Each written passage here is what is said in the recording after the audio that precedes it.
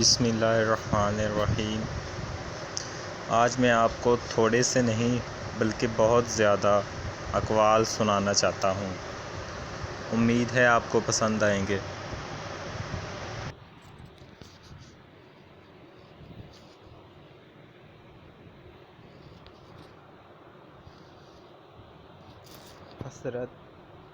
حضرت حاجی امداد اللہ مہاجر مکی رحمۃ اللہ کے انمول اقوال۔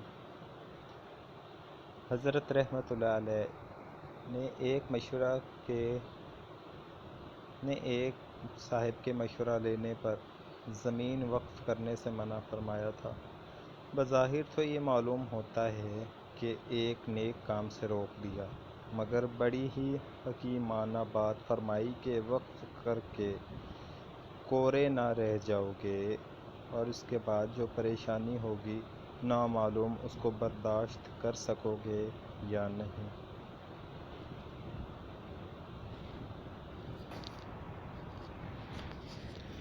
الجھنے والے سوالوں کا جواب۔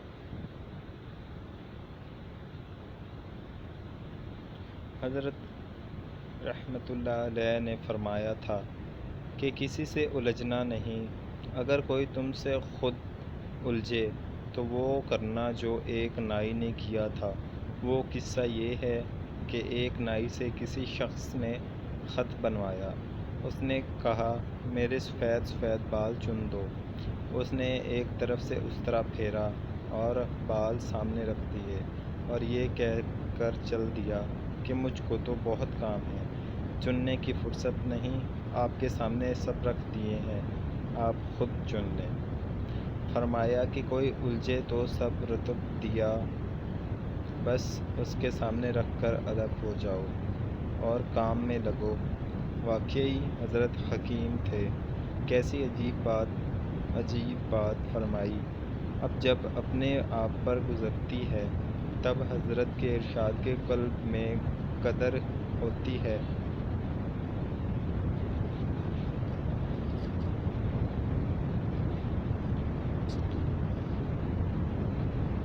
تب حضرت کے ارشاد کی قلب میں قدر ہوتی ہے کہ چند الفاظ میں کتنی بڑی بات فرما گئے۔ بات یہ ہے کہ اس قیل و قال اور رد و قدر میں نفسانیت ضرور آ جاتی ہے۔ ایک تو باطل کا رد ہوتا ہے نیک نیتی سے اور حدود کے اندر، یہ تو معمول ہے، اور ایک ہوتا ہے محض جدال بد نیتی سے یا معمول با نہیں، بلکہ اندیشہ ہے کہ اس پر مواخذہ ہو، صاف گوئی۔ حضرت فرمایا کرتے تھے کہ بھائی جو کچھ پاس ہے دوستوں کے سامنے پیش کر دیتا ہوں، اگر کسی کو اس سے زائد کی اور ضرورت اور طلب ہو تو کہیں اور سے حاصل کر لیا جائے۔ میں اپنا بندہ نہیں بناتا ہوں، خدا کا بندہ بناتا ہوں۔ کوئی چیز یہاں سے حاصل نہ ہو، کہیں اور صحیح کام ہونا چاہیے۔ شفقت۔ حضرت کے زمانہ میں جب سب حضرات یہاں حاضر ہوئے ہوتے، حضرت مولانا محمد یعقوب جو ذرا نازک تھے، جب شب میں اٹھتے تو حضرت فرماتے کہ ابھی نہیں لیٹے رہو، جب وقت آئے گا ہم خود جگا دیں گے۔ یہ شفقت ہے شیخ کی۔ مطلب یہ تھا کہ کام وہ کرنا چاہیے جس میں مداومت ہو سکے۔ اس سے یہ بھی معلوم ہوا کہ اس طریق میں رہبر کامل سخت ضرورت ہے۔ وساوس کا علاج۔ حضرت فرمایا کرتے تھے کہ اگر وساوس کا ہجوم ہو اور کسی طرح بند ہی نہ ہو تو اس وقت یہ مراقبہ کرے کہ اللہ تعالیٰ کی کیا قدرت ہے، دل میں کیسی کیسی چیزیں پیدا فرما دی ہیں، دریا کی طرح امڈ رہی ہیں،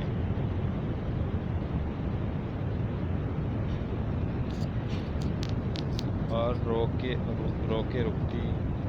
نہیں رکتی، بس اس مراقبہ سے وہ سب وساوس منات الجمال الہی ہو جائیں گے۔ واقعی عجیب بات فرمائی کہ اعلیٰ بات کو اعلیٰ قرب بنا دیا۔ واقعی حضرت اس فن کے امام تھے، اور عجیب یہ کہ درسیات کی بھی تحصیل نہ فرمائی تھی۔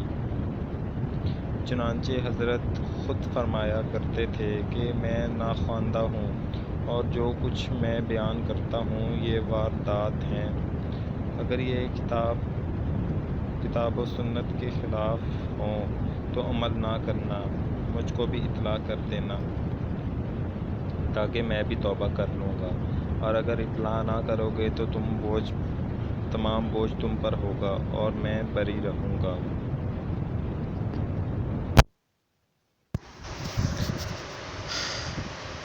حضرت فرمایا کرتے تھے کہ کسی نیک عمل کر لینے کے بعد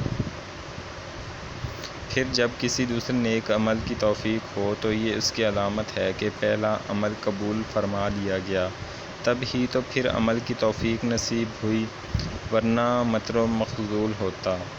حضرت اپنے فن کے امام تھے، مجتہد تھے، مجدد تھے۔ عجیب و غریب تحقیقات ہوتی تھیں۔ ایک شخص نے ایک حضرت سے عرض کیا کہ حضرت ذکر و شغل کرتا ہوں مگر کچھ نفع نہیں ہوتا۔ فرمایا بھائی ذکر میں مشغول اللہ اللہ کرنے کی توفیق دے دی گئی ہے، یہ کیا تھوڑا نفع ہے؟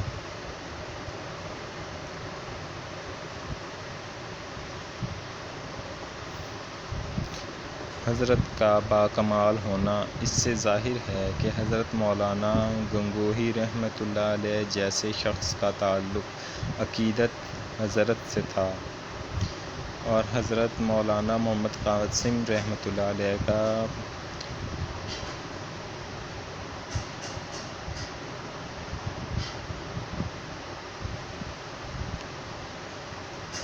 البتہ حضرت مولانا گنگوہی میں ایک خاص انتظامی شان تھی، جیسے انبیاء علیہ السلام کے ورثاء میں ہونا چاہیے، وہی شان تھی۔ اگر حضرت حاجی صاحب بھی ذرا بھی کمی ہوتی تو مولانا علی الاعلان تعلق قطع فرما دیتے۔ بے نفسی حضرت فرمایا کرتے تھے کہ ہم تو اس نیت سے مرید کر لیتے ہیں کہ اگر اپنے تعلق والے پر رحمت ہو گئی تو ہم بھی اس کے ساتھ ہو جائیں گے۔ واقعی یہ حضرات اپنے کو مٹائے ہوئے ہیں۔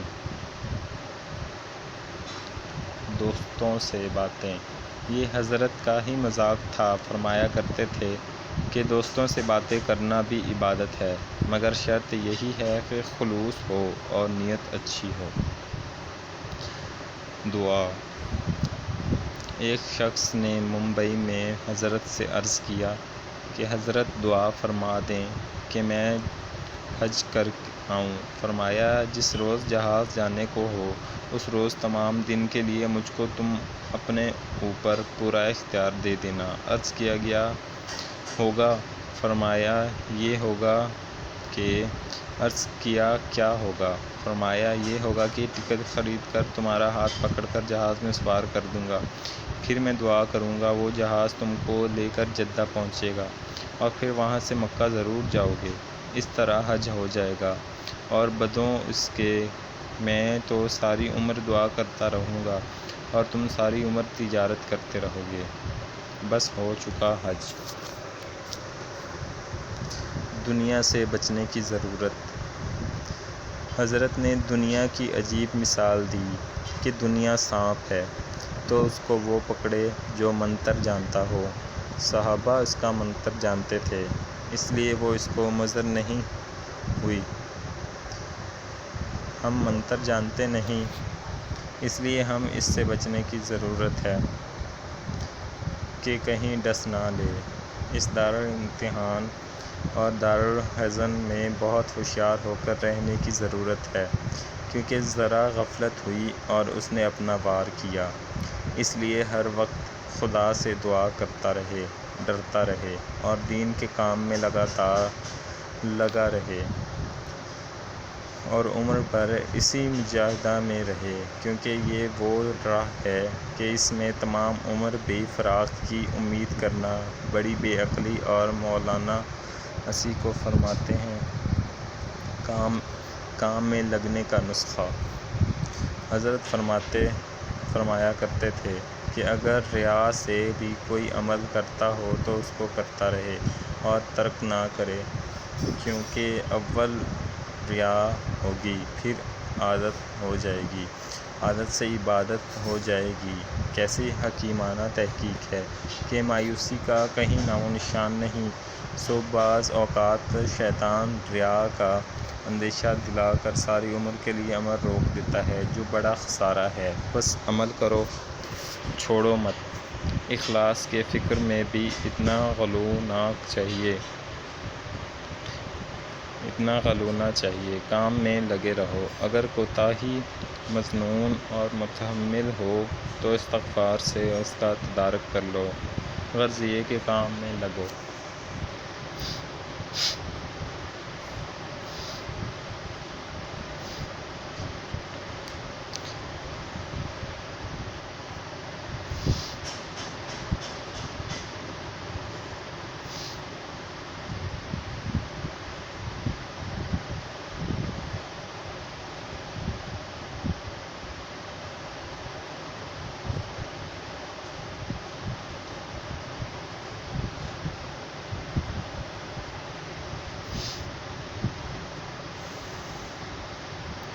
چغل خور کو جواب۔ ہمارے حضرت سے اسی طرح ایک شخص نے کسی مخالف کا قول نقل کیا کہ حضرت فلاں شخص آپ کی نسبت یہ کہتا ہے۔ حضرت نے فرمایا کہ وہ شخص بہت اچھا ہے کہ اس نے اتنا تو لحاظ کیا کہ منہ پر نہیں کہا، اور تو اس قدر بد لحاظ نکلا کہ منہ پر کہہ رہا ہے۔ تو اس وقت وہ شخص مارے ندامت اور شرمندگی کے پانی پانی ہو گیا، اور اس کو پھر کبھی چغل خوری کی ہمت نہ ہوئی، کیونکہ حوصلہ پست ہو گیا۔ اتفاق کی جڑ۔ حضرت فرمایا کرتے تھے کہ اتفاق کی جڑ تواضع ہے۔ اگر ہر شخص دوسرے کو اپنے سے افضل سمجھنے لگا تو پھر نا اتفاقی کی نوبت ہی نہ آوے، کیونکہ نا اتفاقی اسی سے تو پیدا ہوتی ہے کہ ہر شخص اپنے کو دوسرے سے افضل سمجھتا ہے اور اس سے اپنے کو بڑھانا چاہتا ہے۔ سبحان اللہ، کیا حقیقت ظاہر ہوئی ہے۔ حضرت نے فرمایا کہ جس درویش پر دنیا داروں کا ہجوم دیکھو، وہ درویش نہیں بلکہ دنیا دار ہے۔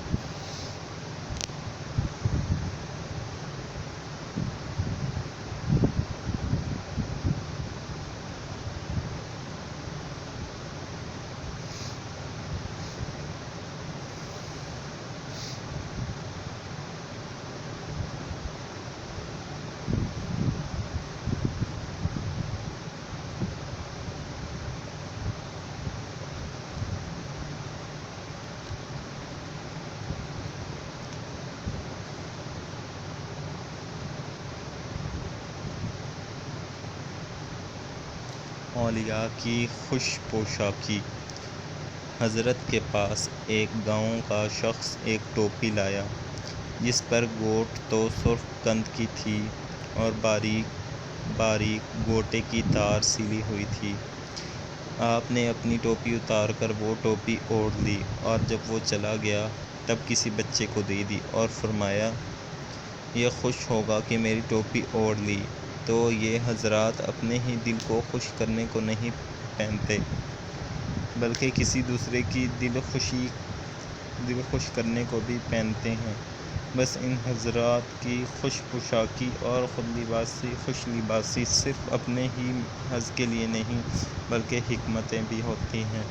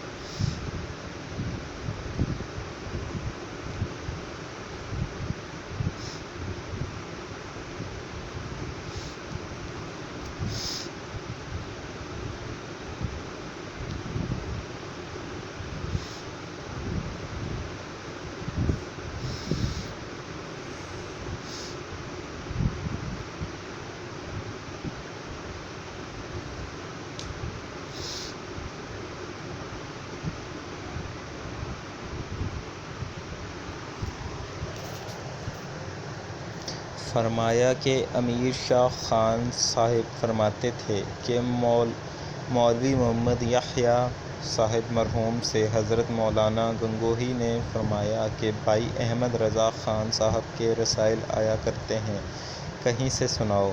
اس وقت حضرت کی بینائی نہ رہی تھی، تو کوئی حق بات اگر اس میں ہوگی تو مان لیں گے۔ مولوی یحییٰ صاحب نے عرض کیا کہ حضرت اس میں تو گالیاں ہی گالیاں ہیں۔ فرمایا دور کی گالیاں لگا نہیں کرتیں، سناؤ تو۔ مولوی صاحب نے عرض کیا کہ میں تو نہیں بتا سکتا، بس پھر خاموش رہے۔ اس میں حضرت والا نے فرمایا کہ اللہ رے بے نفسی۔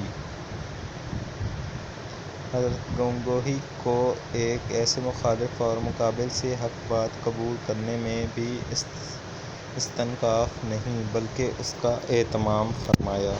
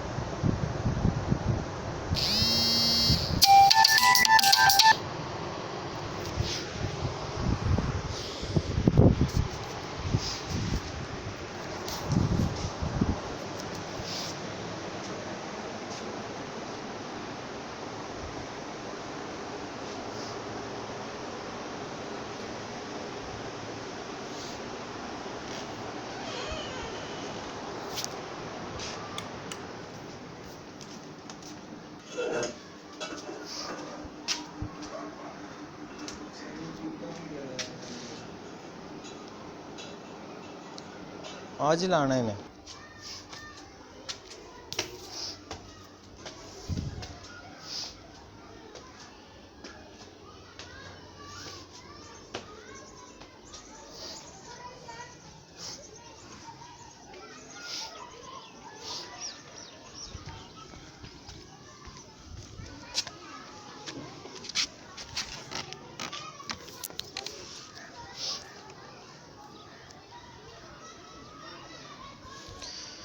شاگردوں کے جوتے اٹھانا۔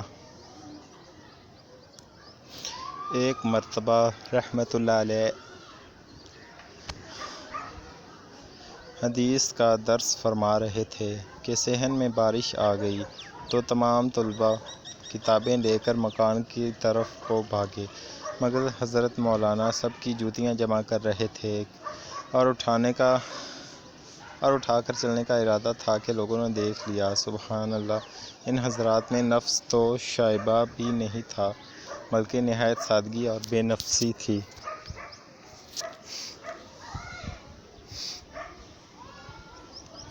کچھ اقوال آپ خود بھی پڑھ سکتے ہیں۔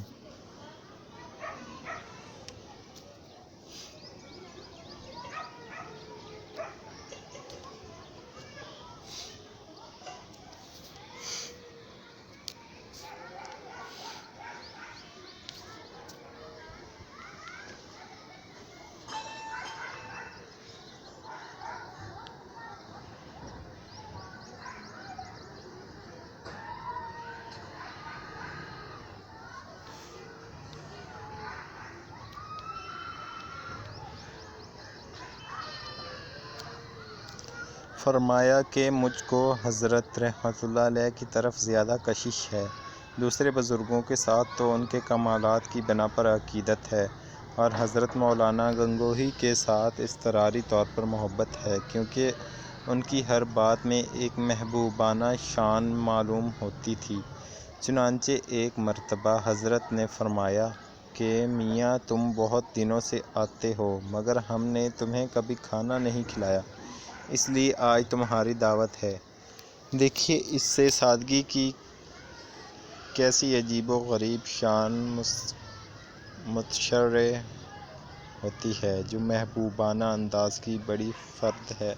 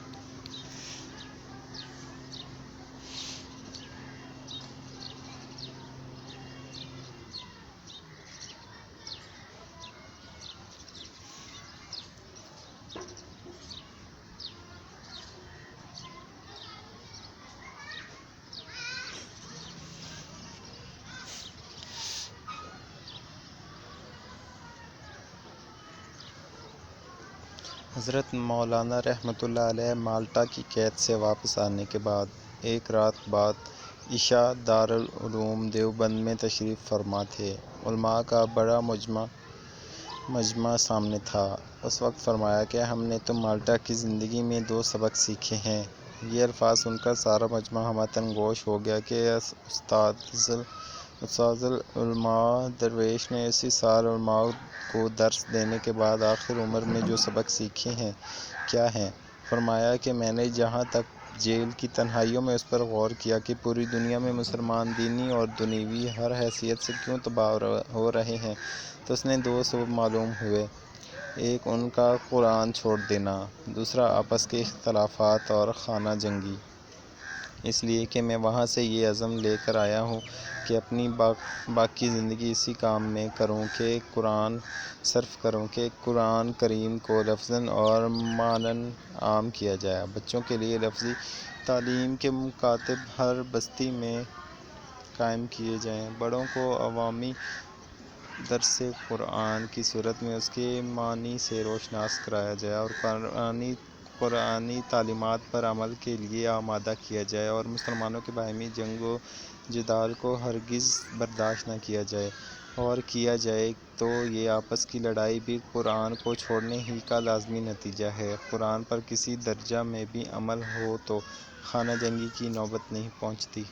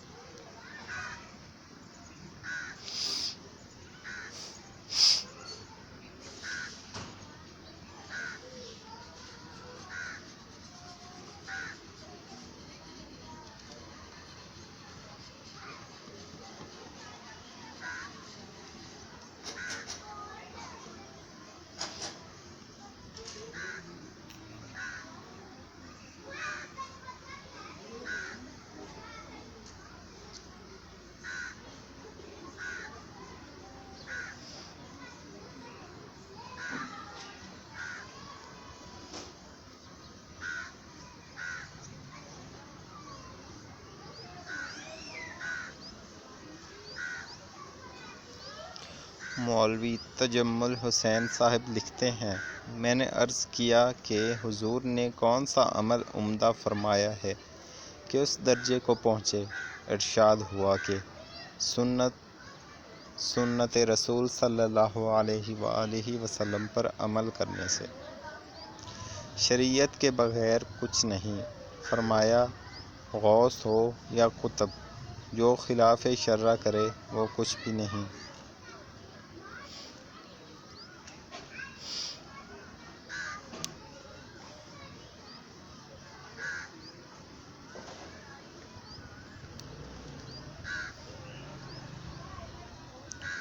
نواب نور الحسن خان صاحب لکھتے ہیں، حضرت رحمۃ اللہ علیہ نے فرمایا کہ اتباع سنت یہی غوثیت اور قطبیت ہے۔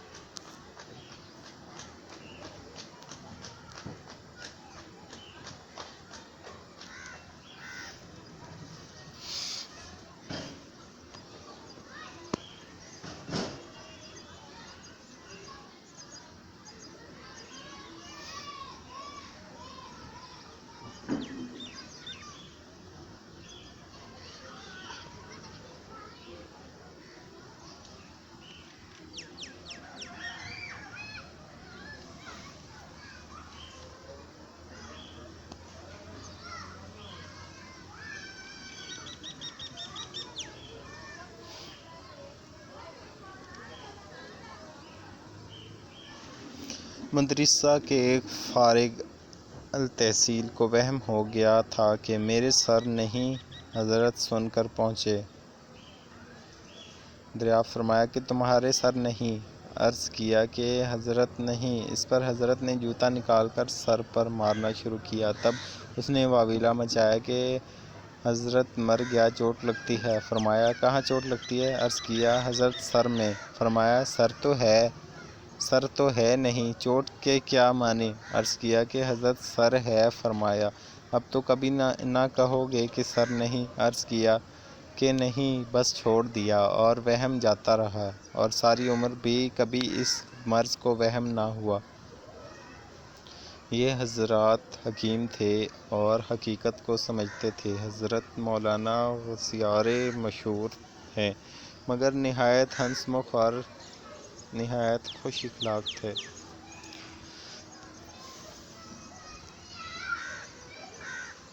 حضرت رحمت اللہ نے ایک بات فرمائی تھی جو دل میں گڑ گئی۔ از دل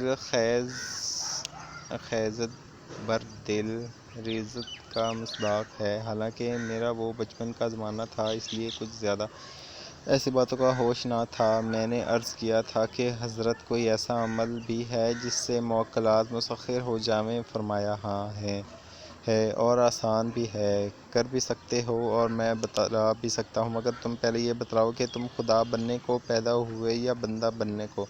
چنانچہ مجھ کو اسی وقت ان باتوں سے نفرت ہو گئی۔ اب جو کوئی تعویذ وغیرہ کو آتا ہے لکھ تو دیتا ہوں، وہ بھی اس لیے کہ حضرت حاجی نے فرمایا تھا کہ اگر کوئی تعویذ وغیرہ کو آیا کرے تو لکھ دیا کرنا، لیکن ان چیزوں سے مجھ کو مناسبت قطعاً نہیں۔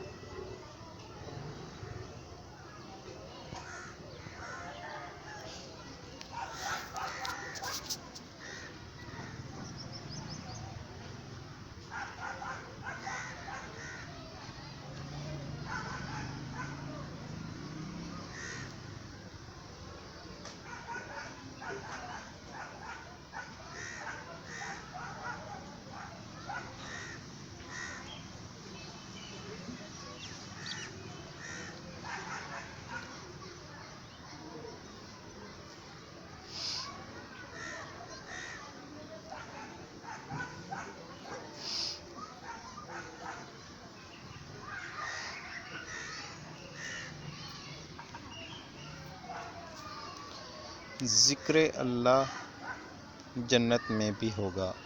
فرمایا ذکر اللہ ایسی عبادت ہے کہ جنت میں خدا کے دیدار کے بعد بھی منقطع نہ ہوگا، لہٰذا وہ علی الابد ہے۔ یہ بھی فرمایا کہ غافل کو حیات نہیں ہے اور ذکر کو موت نہیں ہے۔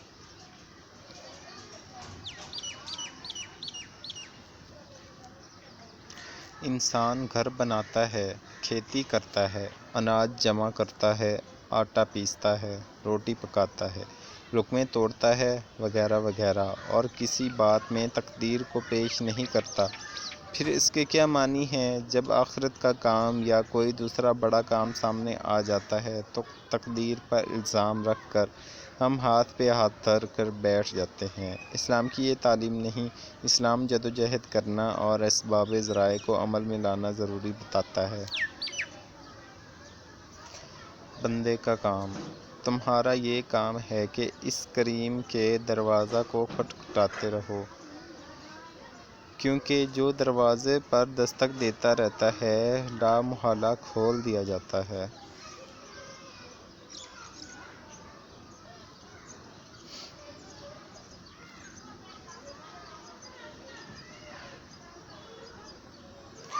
حساب کا صاف رہنا اور پیسہ پیسہ کا حساب لینا از بس ضروری ہے۔ یہی محبت اور یگانگت معاملات کو بالکل صاف رکھنا چاہیے۔